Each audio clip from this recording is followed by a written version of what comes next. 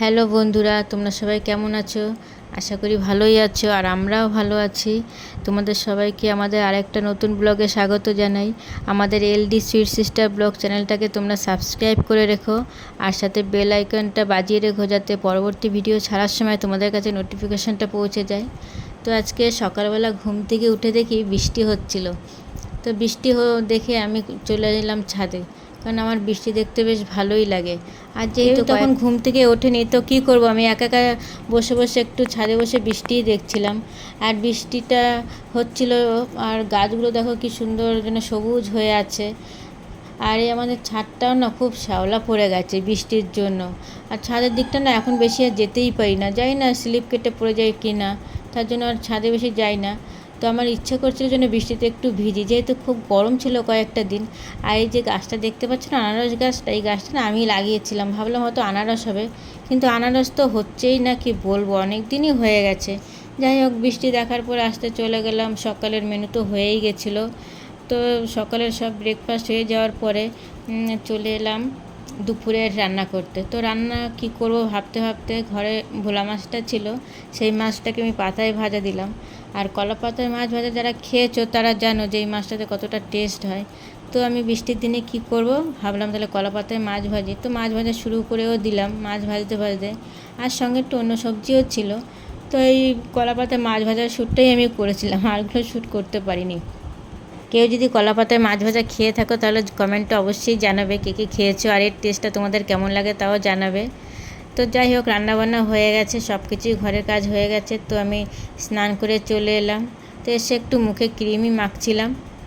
তো cream trim মাখা হয়ে গেছে, আর ওদিকে আমার পুজো দেওয়া হয়ে গেছিলো, সব কিছুই হয়ে গেছে, ঘর মোছা, পুজো দেওয়া, সব কিছু হয়ে গেছে। তো তারপরে বোনকে ডাকলাম, বোনও কাজ প্রায় শেষ হয়ে গেছে। তো আমরা দুপুরবেলা তো একসাথেই লাঞ্চটা সেরে নিই।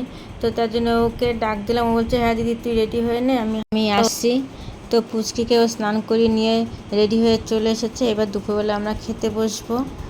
যাই হোক, আমরা খেতে বসে গেছি। এখন পুচকিটা মোবাইল দেখছে। এখন তো বাচ্চারা মোবাইল ছাড়া খেতেই পারে না। আর ছোটোবেলায় আমরা কি করতাম বলো তো, যখন খেতে বসতাম, আমি আর বোনই তো খেতে বসতাম, তো বেশিরভাগটা কি হতো, টিভি চালিয়ে শিনশ্যানটা হতো, সেই শিনশ্যান দেখতাম। আর শিনশ্যান দেখতে দেখতে আমাদের দুই বোনের খাওয়ার একটা অভ্যাস হয়ে গেছিলো। তো ওটা না দেখলে জন্য আমাদের খেতেই ভালো লাগতো না, যদি শিনশ্যান চালেই একমাত্র খেতে বসবো। আর নাহলে এখন কি করি, এখন এই দুই বোন বসে গল্প করতে করতে আমাদের খাওয়া হয়ে যায়। আর আমি একা একা না খেতে পারি না, একটু গল্প করতে করতে খেতেই যেন আমার বেশি ভালো লাগে। তো যেহেতু বোন থাকে, তো আমরা তিনজন একসাথে বসে বসে একটু খাই। পুচকি তো পুচকির মতো মোবাইল দেখে আর খেতে থাকে, আর আমরা দুই বোন একটু বকবক করতে থাকি, আর কিছু খাওয়া দাওয়ার যা দুপুরবেলা লাঞ্চটা করতে থাকি। তো এই মাছটা বেশ ভালোই টেস্ট লেগেছিলো। যাই হোক, আমরা অনেক বেশ মজা করেই খেলাম। দুপুরের লাঞ্চটা আমাদের বেশ ভালোই হলো আজকে। আর এই কলা পাতায় মাছ ভাজা থাকলে আমাদের দু বোনের আর কিছু দরকারই হয় না, এরকম একটা অবস্থা। তো পুচকিও এখন ভালোই খায়, মাছ ভাজাটা একটু ঝাল ঝাল হয়, তবুও এখন ও খাওয়া শিখে গেছে। আগে খেতে পারতো না, বলতো প্রচণ্ড ঝাল হয়েছে, কিন্তু এখন ও আস্তে আস্তে করে ঝাল খাওয়া অনেকটাই শিখে গেছে। ও এখন ওর পছন্দ মতো মাছটা নিয়ে নেবে। তো ওর পছন্দ মাছটাই ওকে তুলে দেওয়া হবে, ও যেটা পছন্দ করে সেটাই ও খাক। বাচ্চা মানুষ তো, ও যেটা ভালোবাসে ওকে আমরা সেটাই আগে তুলে দিই। আর মাছটা ভাজা দেখে বুঝতেই পারছো বেশ ভালো টেস্ট হয়েছে। তো এই যে আমি খাচ্ছি, যে কিন্তু কিন্তু মুখে কিন্তু ওদেরকে কিছু না কিছু বলেই যাচ্ছে, আমি কিন্তু চুপচাপ করে খেতে পারি না। অনেকে আছে না, মুখ বন্ধ করে চুপচাপ করে কত সুন্দর খায়, খাওয়ার সময় কোনো কথা বলে না, কিন্তু আমি এমন একজন যে খেতে বসলেই জন্য বেশি বকবক করি। মাঝে মাঝে তো আমার বকবকে সবাই বিরক্তই হয়ে যায়। যাই হোক, তো তাড়াতাড়ি করে খেয়ে নিতে হবে, কেননা পুচকিকে আবার দুপুরবেলা একটু ঘুম পড়াতে হবে, কেন সামনে পরীক্ষা, তো একটু যদি না ঘুমায় তাহলে রাতেও আবার পড়াশুনো করতে পারবে না।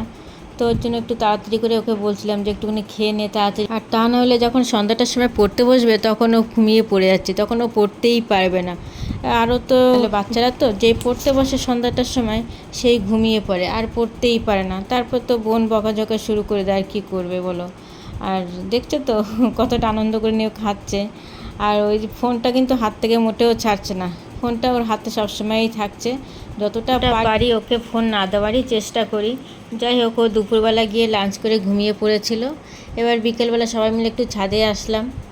তো তো আমাদের এই সাদা মুরগিগুলো যেগুলো দেখতে পাচ্ছ না, এগুলো কিন্তু সেই পোলট্রির মুরগির বাচ্চা বাড়িতে নিয়ে আসে না শীতকালে, তো সেই মুরগিগুলো রেখেছিল, 4টে রেখেছিল। আসলে পুচকি প্রচণ্ড বায়না করছিল মুরগির বাচ্চাগুলোকে দেখে, ওর খুব ভালো লেগেছিলো, তো বায়না করাতে 4টে মুরগির বাচ্চা রেখে দেওয়া হয়েছিল। তো তার মধ্যে একটা মুরগির বাচ্চাটা জানি না শীতকালে মরে গেছিলো, আর 3টে মুরগি বেশ ভালো বড়সড় হয়ে গেছিলো। দেখো মুরগিগুলো কত সুন্দর লাগছে, পুরো দুধের মতো সাদা ধপধপে, আর মাথায় লাল ঝুঁটি, বেশ ভালোই লাগছে। পুচকে একটু ভয়ও পাচ্ছিল, কেন মুরগিগুলো না ওকে খুব ঠোকরায়। আসলে ও এত বদমাশি করে না মুরগিগুলোর সাথে, সারাক্ষণ মুরগির পিছনে গিয়ে মানে কি বলবো, খোঁচাতেই থাকে, কিছু না কিছু করতেই থাকে। দেখো দেখো কী দেখছে, লেজের পিছনটা কি দেখছে। পুচকিটা এখন দেখো আকাশ বাতাস কত কিছু দেখছে, সব পর্যবেক্ষণ করছে। কখন কোথায় কি পাখি উড়ে যাচ্ছে সেটা আমাকে বলতে হচ্ছে, এটা কি পাখি সেটা কি পাখি। তো আমাদের সাথে এতক্ষণ থাকার জন্য তোমাদের সবাইকে থ্যাংক ইউ। আর আমাদের চ্যানেলটা সাবস্ক্রাইব করে নিও, আর বেল আইকনটা বাজিয়ে দিয়ে সঙ্গে থেকো, সাপোর্ট করো আমাদের প্লিজ। জল দিচ্ছে না তো রেগে যাচ্ছে।